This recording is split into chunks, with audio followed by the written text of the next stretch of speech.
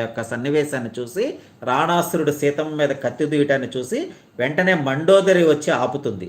అయ్యో నేనే వెళ్ళి ఆపాలి కదా అనుకుని సమయంలో మండోదరి వచ్చి ఆ యొక్క విషయాన్ని ఆపగలిగింది అని చెప్పేసి హనుమ ఆశ్చర్యకితుడయ్యాడంట.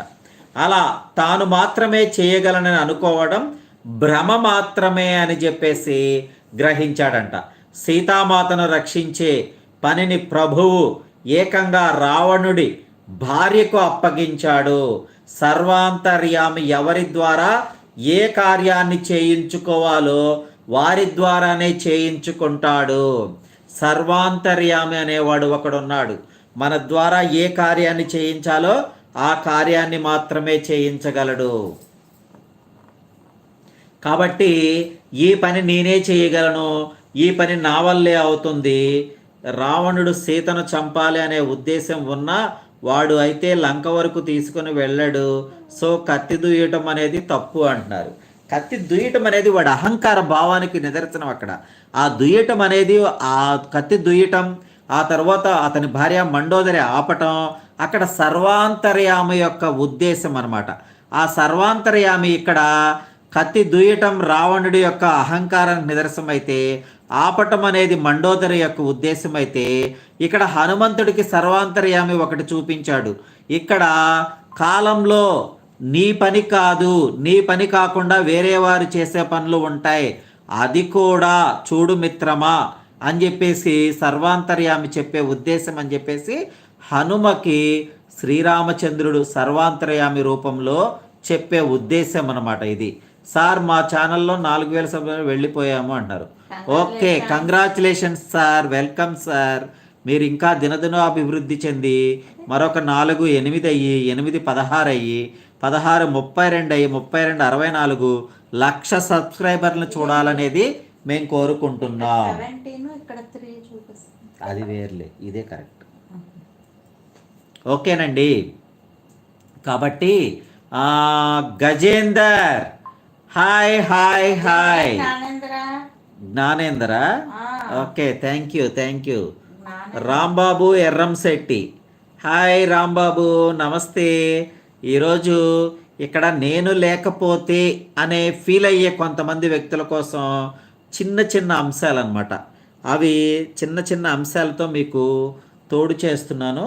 ఒక్కసారి అవి అవగాహన చేసుకోండి. ఎందుకంటే చాలామంది ఇక్కడ నేనే సాధిస్తున్నాను, నేనే చేస్తున్నాను, నా వల్లే ఇక్కడ నడుస్తుంది అని చెప్పుకునే వ్యక్తుల కోసం ఇదొక ఉపోద్ఘాతం అనమాట, చిన్ని ఉపోద్ఘాతం. కాబట్టి ఎవరి ద్వారా ఏ కార్యాన్ని చేయించుకోవాలో ఆ సర్వాంతర్యామి చేయించుతాడు. మరింత ముందుకు వెళితే త్రిజట తనకు ఒక కల వచ్చిందని, ఆ కలలో లంకకు ఒక వానరం వస్తుందని, అది లంకను కాల్చివేస్తుందని చెప్పింది. అయితే హనుమంతుడికి ఇలా చాలా ఆశ్చర్యం కలిగించింది.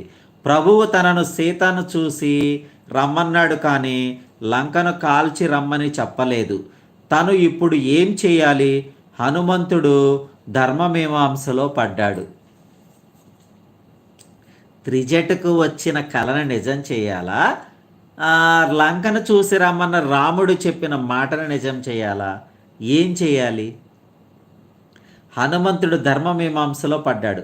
కాసేపటి తర్వాత తనని చంపడానికి రావణుడు సైనికులు పరిగెత్తుకుని వస్తున్నప్పుడు కూడా హనుమంతుడు ఏమి చేయకుండా అలాగే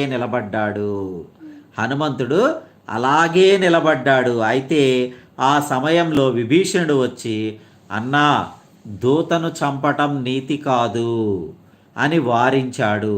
అప్పుడు హనుమంతుడికి అర్థమైంది, తనను రక్షించే భారం ప్రభువు విభీషణుడిపై ఉంచాడని చెప్పి. ఎంత గొప్ప విషయం ఒక్కసారి చూడండి. కొంచెం ఓర్పుతో సంయమనంతో మనం ప్రవర్తించగలిగితే ఇక్కడ ప్రతి ఒక్క సందర్భానికి కూడా అక్కడ మనం చర్య తీసుకుంటే భగవంతుడు మనల్ని నిర్దేశించాడు, ఇంకొకరు వచ్చి చర్య తీసుకుంటే భగవంతుడు వారిని నిర్దేశించాడు. ఇవి మనం తెలుసుకోవాల్సిన అంశాలు కదా. సంయమనం పాటించటం మన జీవిత వృత్తాంతం అవ్వాలి. సంయమనం పాటించగలిగితే అది ఎంత గొప్ప స్థితికి చేరుకుంటాం. లోకంలో లోకానికి విరుద్ధం కాకుండా మనం మన యొక్క పోకడని మనం కొనసాగించటం జరుగుతుంది.